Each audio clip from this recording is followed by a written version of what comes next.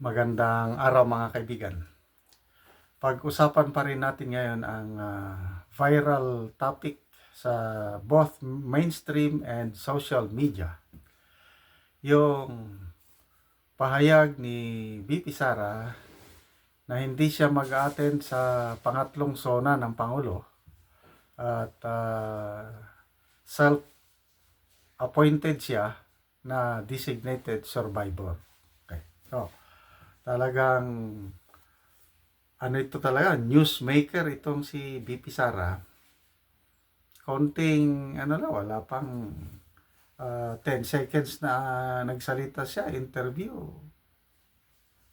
Yun na, viral na. Ang daming nagre-react at kinagat ngayon ng mainstream media at yun naman ang pinag-uusapan naming mga vloggers. Nakita ko, excuse me, ang may violent reaction si Congressman Joel Chua ng Manila. Sabi niya, masamang biro yung ganyan. Kasi, para bang ipinapahiwatig na may mangyaring masama sa SONA at tigok lahat ang nandun, ay di siya na ang papalit na Pangulo. Ay siya na ang designated survivor. Based yun sa Netflix series. So, biro.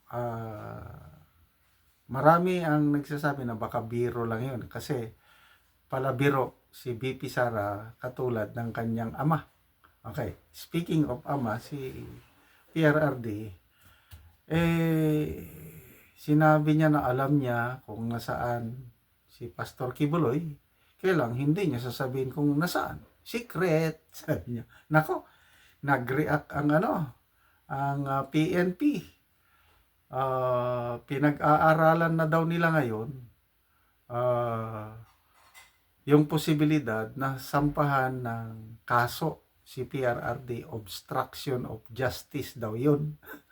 Kaya naisip ko, si VP Sara, kung biro man yun, delikado rin yun eh. Diba sa mga airport, mag-bomb joke ka lang, nako, delikado ka. Mapaparusahan ka, maaresto ka. Hindi ko lang alam kung ano yung parusa ng bomb joke. Kailang, yun, matindi yun. Biro tungkol sa bomba. Ay di, how much more ito? SONA. Sabihin natin, biro lang ni VP Sara na may mangyaring masama. Kasi yung designated survivor na Netflix series is talagang binomba yung Capitol building, nasaan yung top officials ng Amerika. Ay di, halos patay lahat, except yung designated survivor. Okay. So, biro na doon, sana naman hindi magkakatuo. So, baka sa sunod meron nang magsabi na we are now studying the possibility of filing a case against VP Sara for yung designated survivor joke. Balikan natin si PRRD, yung sabi niya na alam niya yung kinaroroonan ni Pastor Kibuloy, kaya lang hindi niya sasabihin obstruction of justice daw yun. Hindi pa naman kaya lang mayroong isang law expert, kalimutan ko na yung pangalan, babae yun. Yan, walang legal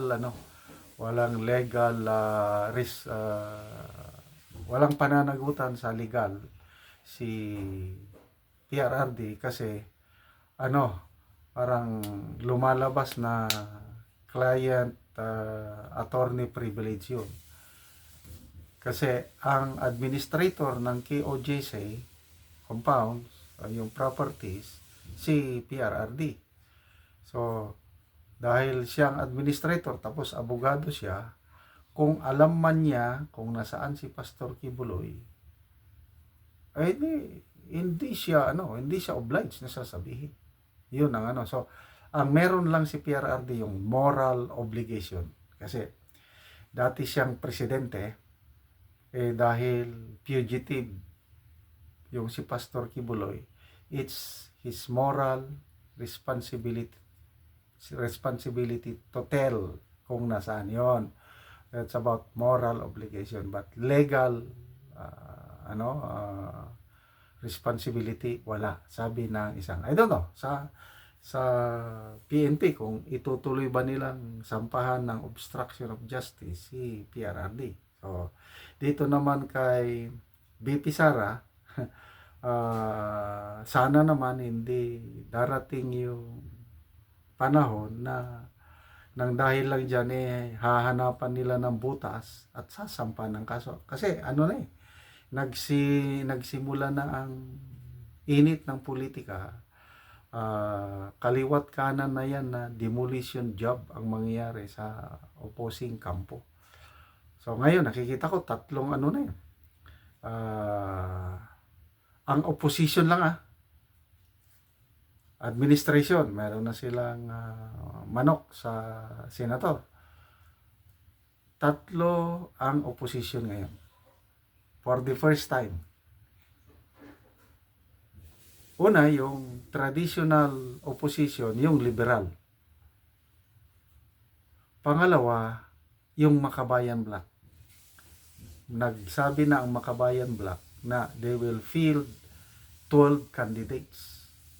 So, ganon din yung Liberal Party.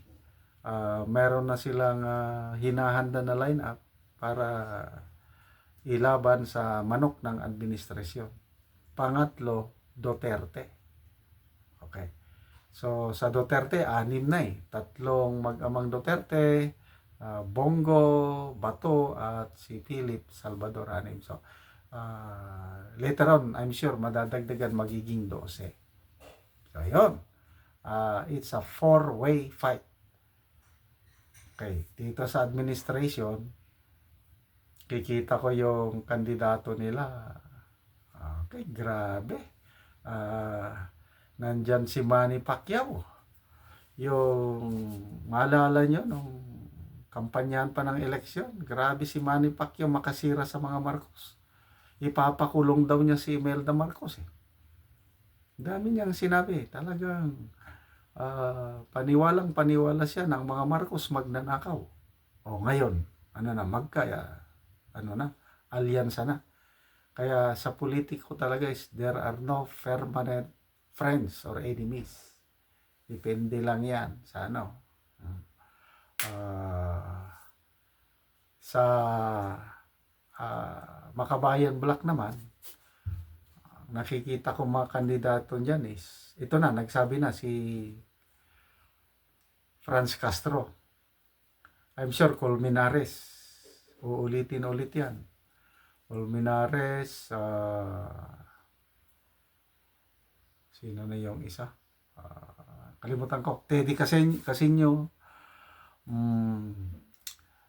Lahat na lang ng eleksyon na mula nung kailan ba yun?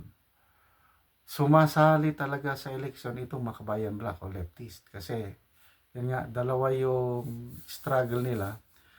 Legal struggle, ito na, sa election, party list, at saka armed struggle, yan NPA.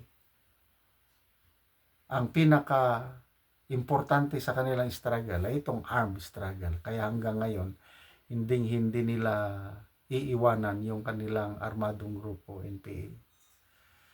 So, I don't know kung anong mangyari kung sana naman walang manalong senador na galing sa Makabayan Black. Okay, sa administration slate naman yan, si Senator Amy Marcos, klaro na blood is thicker than water. Kasama na siya sa ticket ng administration. So, yung sinasabi niya na siya ni BP Sara, friends, yung susuporta siya sa Duterte.